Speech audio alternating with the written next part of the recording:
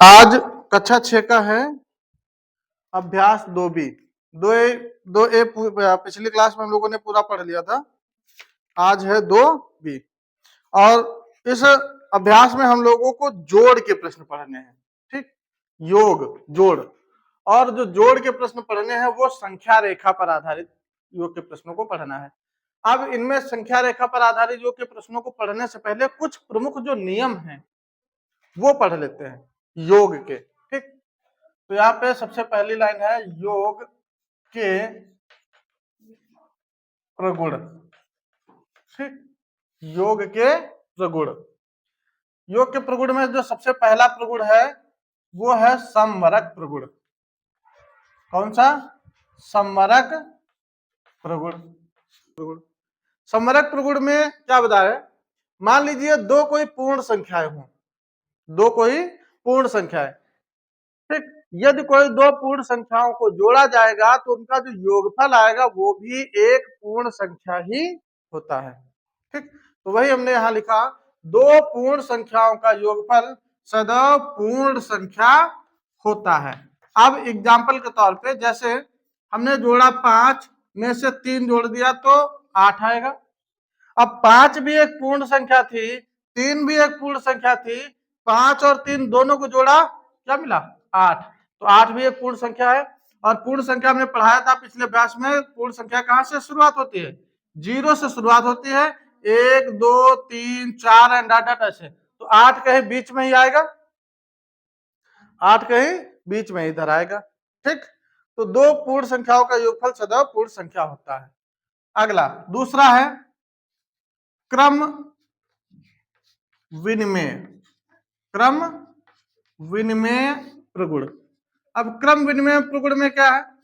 जैसे मान लीजिए दो परिमेय संख्या, दो पूर्ण संख्या है, दो पूर्ण संख्या, एक हमने a प्लस बी, इन दोनों को जोड़ा तो इनका जो योगफल आएगा वो इसी परिमेय संख्या के अगर हम क्रम को बदल दे तो उसके बराबर होगा। ठीक, कहने का मतलब ये है कि यदि हम दो पूर्ण संख्याओं के क्रम को बदल दे तो जो उनका योगफल आता है वो भी बराबर ही आता है। जैसे एग्जांपल के तौर पे हमने लिखा 5 में से हमने जोड़ दिया 4, तो 5 में से 4 जोड़ो तब भी कितना आएगा? 9। दूसरी तरफ हमने यही क्रम उल्टा कर दिया, एक तरफ कर दिया पहले 4 फिर कर दिया 5, तो 4 में से 5 जोड़ो तब भी कितना आएगा? 9। तो ये कहलाता है क्रम यानी योग का क्रम विनिमय नियम। कहने का मतलब यह है यदि हम संख्याओं के क्रम को उलट दें या आपस में स्थान बदल दें तो उनका जो योगफल आएगा वो भी एक क्या होता है? बराबर होता है, पूर्ण संख्या में ही प्राप्त होगा। ठीक,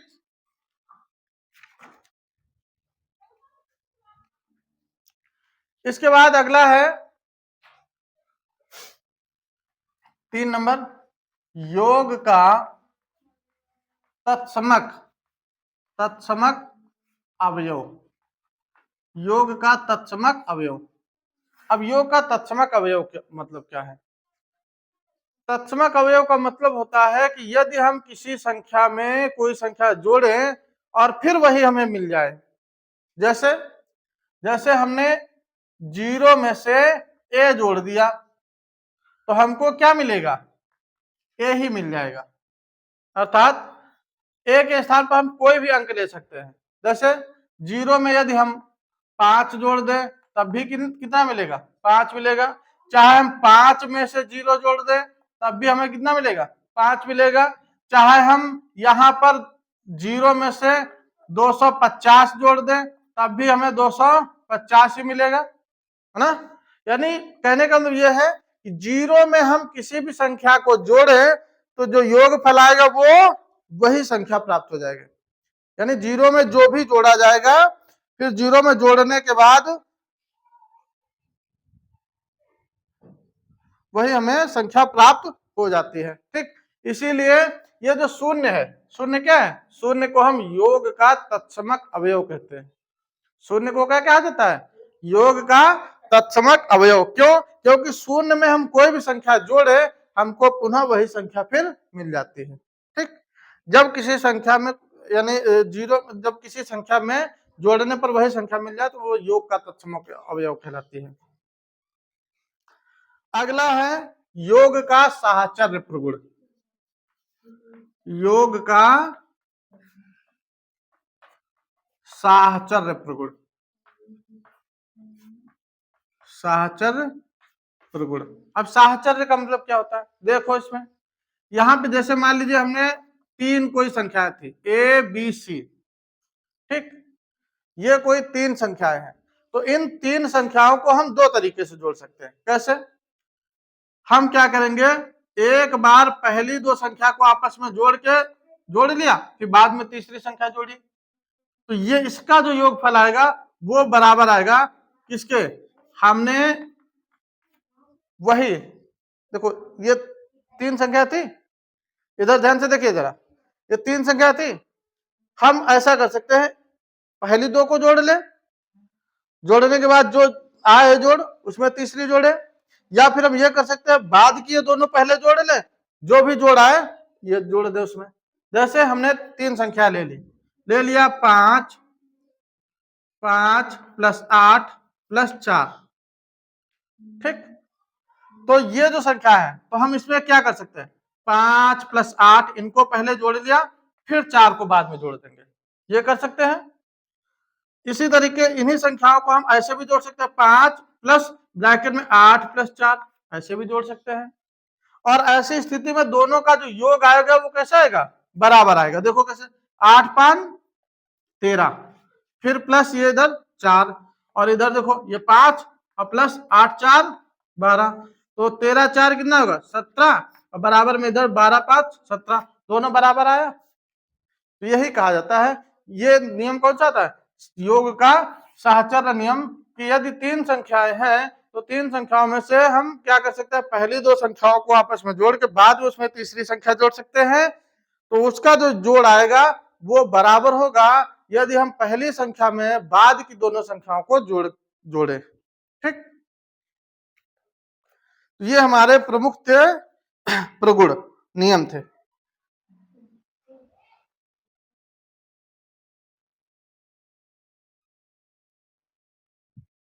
अब इसके बाद प्रश्नावली पे आ जाते हैं फटाफट, ठीक, ये इधर वाला मिटा रहे हैं।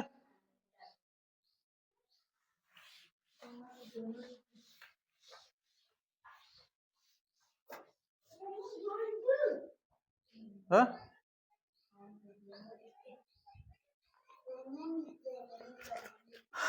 अब अभ्यास देखो, अभ्यास है 2B, ठीक, यहां पर हमें जो योग ज्ञात करना है वो किसकी सहायता से ज्ञात करना है, संख्या रेखा पर, ठीक, संख्या रेखा पर योग, ठीक, ज्ञात कीजिए। संख्या रेखा पर योग कैसे ज्ञात करना है, यानी संख्या रेखा पर योग तथ्यों को लिखिए। अच्छा, योग तथ्यों को लिखिए,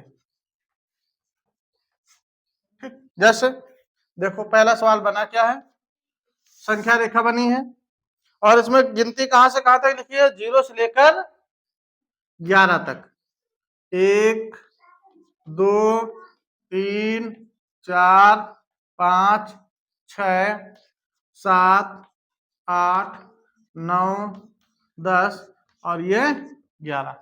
अब ध्यान से देखो ना, समझ में नहीं आएगा फिर, ये ध्यान रखना। इसमें सबसे पहला उठा है 0 से उठा है ऐसे, और कहां पर गिरा है जाके 4 पे, फिर 4 से उठा है ऐसे और ये गिरा है जाके 9 पे, ठीक। और ये अब ऊपर ऐसे पूरी लाइन लग गई है, इस पूरी लाइन का ऐसा मतलब है कि इन सब का योग कितना होगा, ठीक। तो देखो इधर कितना है, 0 प्लस 0 से 4, तो कितना गया, 1 2 3 4, कितने खाने इधर है, 4 अंक इधर, तो ये 4, अब पूरा एक में सम्मिलित हो रहा है, तो एक में सम्मिलित होने का मतलब क्या है, सम्मिलित हो रहा है, जुड़ रहा है। ठीक, तो जुड़ रहा है तो हम यहाँ पर कौन सा चिन्ह लगा देंगे, प्लस का। अब इसमें कितना जुड़ रहा है, तो देखो जिस अंक पे बिंदु होता है उसको छोड़ देते, आगे वाले से गिनेंगे 1 2 3 4 और कितना 5, तो कितना 4 + 5। अब देखो इधर वाला ये 4, इधर वाला ये 5, 4 और 5 जुड़ के 9 हुआ था, तो यहां भी देखो 4 और 5 जुड़ के कितना हो रहा है 9, तो यही लिखने के लिए कहा गया था, ऐसे ही निकालना था। ठीक, एक और अच्छा देखो इसका 2 नंबर, संख्या रेखा पर कितने तक गिनती है, 13 तक। 0 1 2 3 4 5 6 7 8 9 10 11 12 13। ठीक, पहला खाना कहां से उठा है, 0 से उठा है, और ये गिरा किस पे है जाके 5 पे, तो गिराओ भाई 5 पे, ये ऐसे। ठीक, अब दूसरा कहां से उठा है, 5 से उठा है, और ये गिरा है जाके कहां पर 11 पर। अब हमें करना क्या है, इन सबको सम्मिलित करना है, यानी योग निकालना है, पूरा जोड़ना है ये। ठीक, तो देखो भाई इधर कितने खाने हैं, इधर कितने खाने हैं, 0 से 5 पे पहुंचा, कितने खाने हैं 5। इधर कितने खाने हैं, इधर 11 पे आया है 6। ठीक, तो 6 में यानी 5 में से 6 जोड़ेंगे कितना होता है 11, उत्तर 11 ही था, है ना, यही है, सरल है ना। हाँ, शुरुआत हमेशा 0 से ही करते हैं। चलो देखो 2 नंबर प्रश्न है, 2 नंबर में क्या है, ये जो तथ्य लिखे हैं, ठीक, तथ्यों को संख्या रेखा पर दिखाइए। अब की बार ध्यान से देखना भाई, नहीं समझ में आया ना। पहला जैसे दिया गया यहाँ कितना 5 और +4 बराबर में 9, ये तुमको तथ्य दिया जाएगा इस तरह से।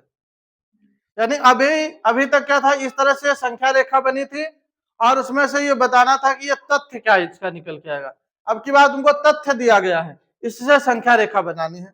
तो यहाँ पर सबसे पहले संख्या रेखा बनाने से पहले हम क्या देखेंगे, कितने तक अंक गए हैं 9 तक, तो 9 तक गए हों तो उससे एक या 2 ज्यादा संख्या रेखा पर अंक खींच लो। जैसे 0 से उठाएंगे 0 1 2 3 4 5 6 7 8 9 10 और हमने 11 तक खींच लिया। ठीक, 9 योग था, 11 तक खींच लिया। अब पहला कितना है 5, पहला खाना कितना है 5, तो हम कहां से उठाएंगे 0 से उठाएंगे, और 0 से उठाने के बाद 5 है तो देखो 5 खाने गिनो 1 2 3 4 5, तो ये पहला कहां पर गिरेगा, जाके 5 पर गिरेगा ऐसे। ठीक, फिर अब यहीं से उठेगा, अगले कितने गए हैं 4, तो 4 और गिनो यहां से, तो इस अंक को छोड़ देंगे आगे वाले अंक से, तो यहां से गिनो 1 2 3 4, तो कहां पे आएगा 9 पे, तो ये ऐसे 9 पे गिरा देंगे। ठीक, ये हमारा है कितना 4, 5 है 5, और ये है 4, टोटल 4 और 5 दोनों को मिला के जोड़ेंगे तो ये कितना बना जाके 9, बस यही था, ऐसे बनाना है। आया समझ में, हाँ लिखो। दूसरा देखो इसका अच्छा लिखा है 0 + 5, और बराबर में कितना लाना है 5, कितना है 0 + 5, तो अब 0 वाला कैसे बनाएंगे, देखो 5 है तो 6 तक लाइन खींच लो, 0 1 2 3 4 5 6। अब कहां से उठाना है? पहला 0 से, तो 0 से मतलब उसी बिंदु पे रहेंगे। अगला कितना है? 5, तो फिर 5 उठाओ भाई। कहां से उठेगा? 0 से उठ जाएगा। आगे 5 पे, तो ले जाओ 5 पे। तो ये 1 2 3 4 5, ये ऐसे, ये 5, और ये इसका ऐसे बन जाएगा। ठीक, ये इसका इस तरह से बन जाएगा। बाकी का इसका एक बच रहा है, 2 + 3 + 4 बराबर कर रहा है 9। अब की बार 3 बनेंगे। 2 + 3 + 4 बराबर में कितना? 9। तो 9 तक गिनती लिखना है, तो हम बना लेंगे। ले जाओ भाई। 0 1 2 3 4 5 6 7 8 9 10 11। पहला कितना खाना उठाना है? 2। तो 0 से ले गए कहां तक? 2 तक। ले जाओ भैया। फिर अगला कितना जाना है? 3, तो 3 तक ले जाओ। 1 2 3, यानी ये यहां तक ऐसे। फिर अगला कितना जाना है? 4, तो फिर 4 ले जाओ। 1 2 3 4, ये ऐसे पहुंच गए। अब टोटल सब जोड़ लो, तो सबको मिला के जोड़ेंगे। ये 2 का खाना था, ये 3 का था, और ये 4 का था। तो 2 + 3 + 4 बराबर कितना? 9 बन गया। ठीक,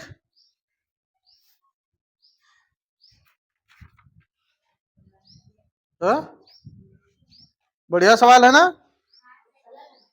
हाँ। अब क्वेश्चन नंबर ये 2 हो गया। 3 वाला ये यहां बता रहे हैं हम, देखो। 3 नंबर प्रश्न है, रिक्त स्थानों की पूर्ति कीजिए। रिक्त स्थानों की पूर्ति। ठीक, रिक्त स्थानों की पूर्ति। जैसे पहला सवाल दिया गया है, 345 + 789 बराबर खाली स्थान है प्लस 345। दूसरा प्रश्न 2 8 8 9 + 0 बराबर खाली स्थान। तीसरा प्रश्न है 2 + 3 + 4, नहीं,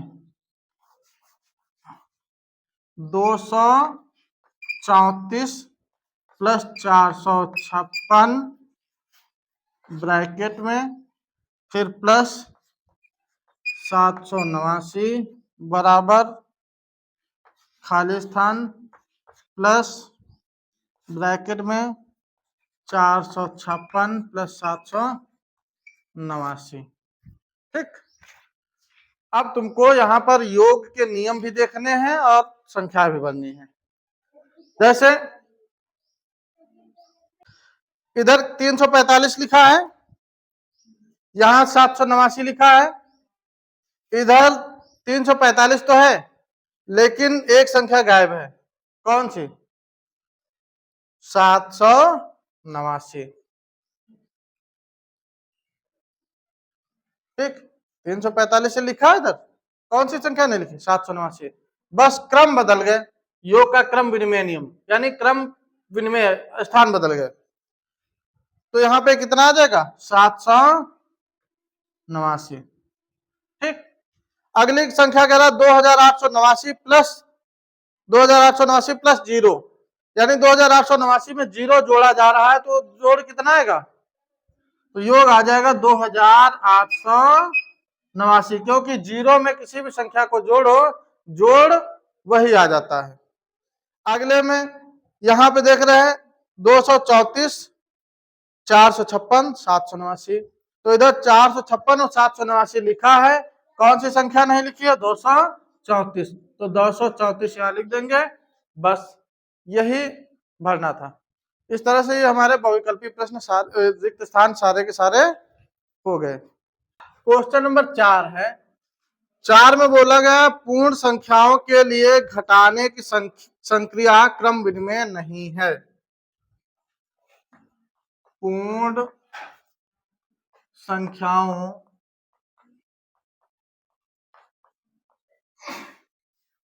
के लिए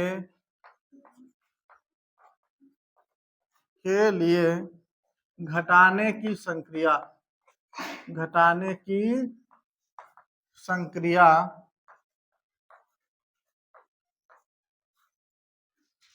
क्रम विनिमय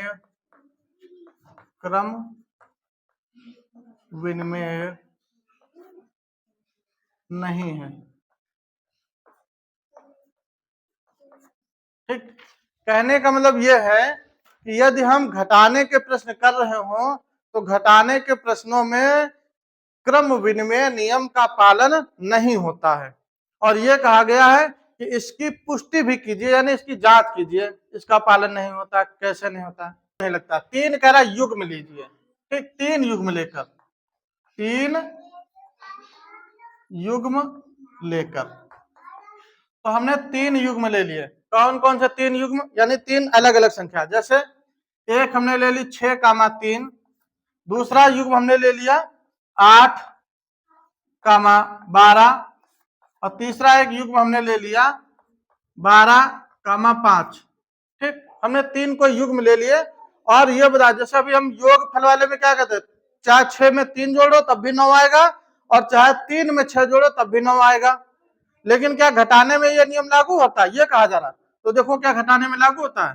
तो 6 - 3, यदि 6 में से 3 घटाएंगे और दूसरी तरफ अब क्रम विनिमय, तो हम क्या है, क्रम बदलेंगे, 3 कर लिया आगे और 6 कर दिया पीछे। तो देखो क्या दोनों बराबर आते हैं। तो 6 में से 3 घटा, इधर 3 बचा, इधर प्लस का, और दूसरी तरफ बचा माइनस का 3। क्या बराबर संख्याएं हैं? नहीं है। ठीक, नहीं है। तो यहां पे हम लिख देंगे क्रम विनिमय संक्रिया का पालन नहीं। ठीक, क्रम विनिमय संक्रिया का पालन नहीं है।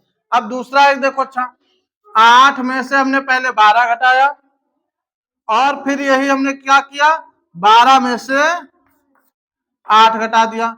दोनों स्थिति में इधर तो घटेगा 4 बचेगा, इधर प्लस का 4, एक तरफ माइनस का 4, दूसरी तरफ प्लस का 4। इसका मतलब इसमें भी क्रम विनिमय संक्रिया का पालन नहीं हो रहा है, घटाने में पालन नहीं होता। एक और अच्छा देखो, तीसरा 12,5, यानी 12 - 5, 12 - 5 दूसरी तरफ कर लिया 5 - 12, तो 12 में से 5 घटाओ, एक तरफ कितना बचेगा 7, दूसरी तरफ इधर आएगा -7। ये भी योग की संक्रिया का, यानी वो घटाने की क्रम विनिमय संक्रिया का पालन नहीं करता है। आई बात समझ में?